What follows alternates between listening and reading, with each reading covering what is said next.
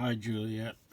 Um, this is a continuation on March 20th, 2018, following the threat email where your mother said that I threatened to get a shotgun and kill her and you.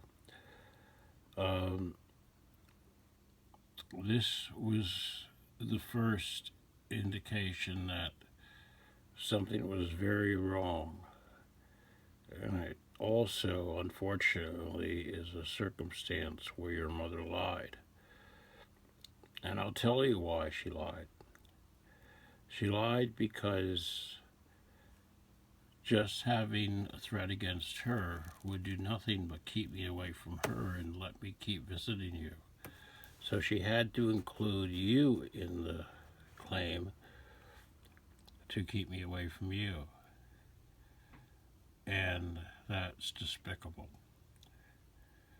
And no one I know believed it. And, you know, unfortunately, the judge doesn't know, but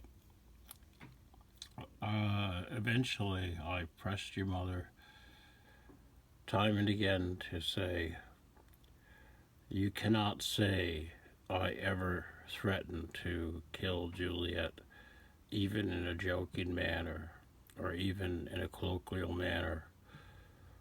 I would never do that. And her answer was, you were so mad you didn't know what you said.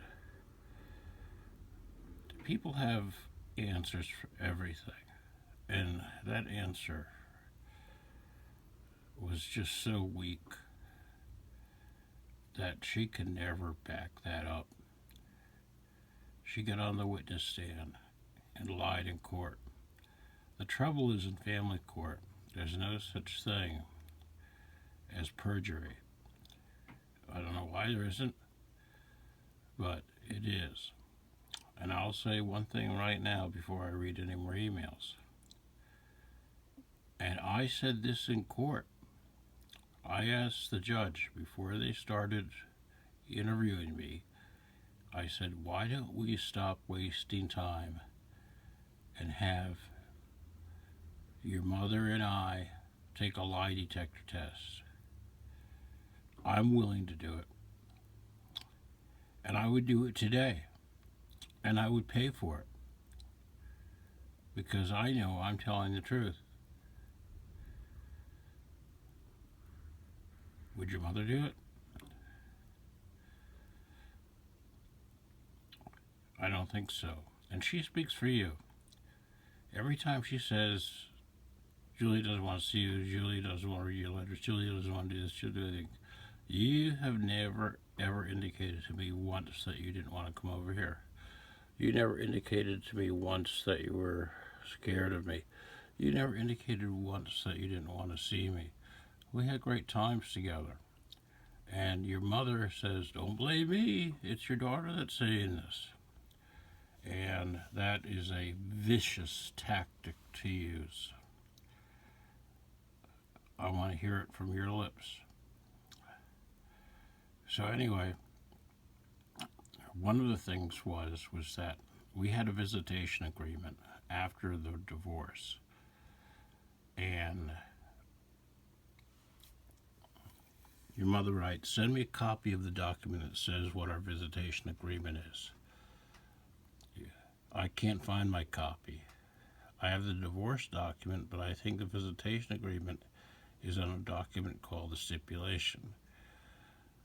It said something about every other weekend. That is what most visitation schedules say.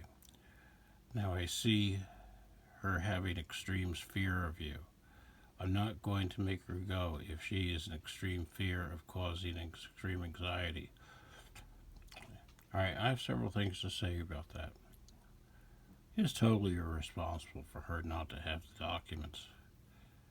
And the every other weekend thing is something that they start out with. And then they ask you, is there something better for you?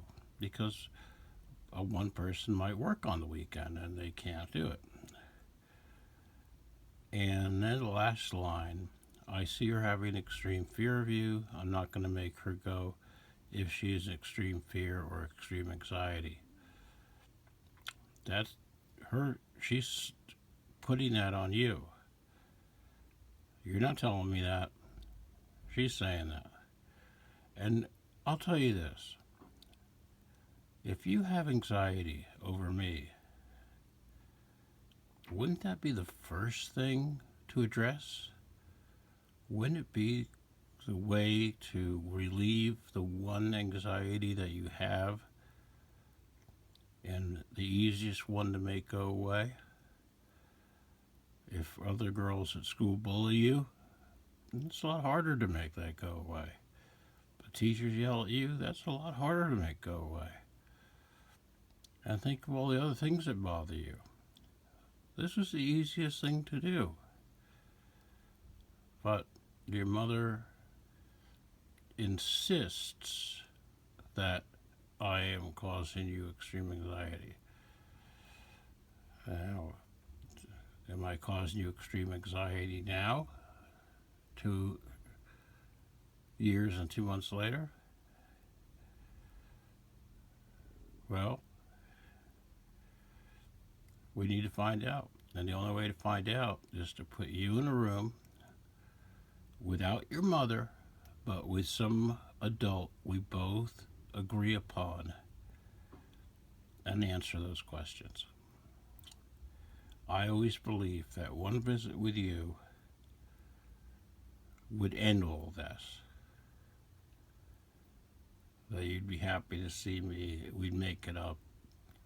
I'd say, I'm sorry, I love you, and it would be all over with. This is your mother's way of keeping me away from you. Not for a year, not for 2 years, but for the rest of my life. And that's what they asked for in court. They didn't ask for an order of protection for a year. They asked for a permanent order of protection. They asked for me to never see you again. Now, at this point, I put a lot of this on her lawyer. But Lori cannot be exonerated because she can at any time say, no, this is not the right thing to do. It's going too far. It's wrong. She never did that. As far as the accusations go, there's something called the Roger Clemens defense. He's a baseball player that refused to admit he took steroids. And he kept on insisting he didn't, even in front of the court. And once you go that far in insisting that you didn't do something, there's a point of no return. So your mother never can say that she lied about me wanting to shoot you with a shotgun. And although I have to tell you, very few people believe that. Do you believe that, Tony? Do you believe that, Mary? Do you believe that, Pat? Do you believe that, Gloria? Do you believe that, all the rest of Lori's friends and family? That I would be capable of shooting my own daughter with a shotgun? Think about it. Now, see how long this is if I want to break up the video. Although I have a lot more memory now. I wrote, no matter what you think of me, you do not have the right to deny me my rights. Perhaps it is you that is instilling this fear of me in her. I have the right to see her, and she should call me often. There is no one else to blame but you if this doesn't happen. I think you are making this trip away up this weekend, and there's a way I can prove it. But of course, I am not telling you how I will know, but it went from a sleepover to a weekend. No matter what I thought of you, I would never deny your rights to see your child. She has 2.5 years left, and if I had to believe that she is going away for the weekend, which I will find out, or just keeping her away from me, the best solution is to get things back on a regular basis that we had, which is so unfair to me to begin with, that I have to live with you start asking me to bring out the papers showing me my rights. How absurd is that? What does that say of you? I have done nothing wrong in any sense that would justify me not being allowed to see her. Not unless you make up some bullshit like I'm going to shoot her with a shotgun. When you got that, where you got that from just strengthens my resolve that you are building a case for her not to see me. The question you have to ask yourself is, how mad do I want to make him? Do we want to hire lawyers and go to court again? Because I will. I won't pay my bills or rent if I have to, and you sit there counting the free money you get off my disability, $1,300 a month. Money for you. I would let me have my rant. Let me get it out of my system and return to the regular schedule. But if that does not happen, I will do everything in my power to see my daughter. You stole her a year from me already and have no remorse. That is why I label you a sociopath. I'll get away from the email for a second. In some ways, a covert narcissist shares a lot of the same traits as a sociopath. But I'm not a psychiatrist, so that's the word I used at the time. Back to the email. But if that does not happen, I will do everything in my power to see my daughter. You stole a year from me and have no remorse. That is what, okay, it's a repeat. And your present actions speak of the same. Let's all calm down and think what is best for Juliette, or you can make me more and more angry, which will cost you money. I'll assure you that because if things don't get back to normal, I'll take you back to family court and you can hire and pay your demonic shitbag lawyer. The first step towards normalizing the situation would be to have her call me. Remember, you hold the cards. It's how you play the deal. I might have a bad temper sometimes, but I'm not stupid. In fact, so much smarter than you, I'd avoid playing games. Now, I hate to bring up the smarter than you stuff, and I do that a lot, and probably shouldn't do that. But I was angry. Now we're up to 13 minutes on this video. Lori writes, Lyle, I hate that things are ramping up this way. It sucks. She is having extreme anxiety and is afraid to talk. Please stop calling. I ask with all sincerity to please leave her alone.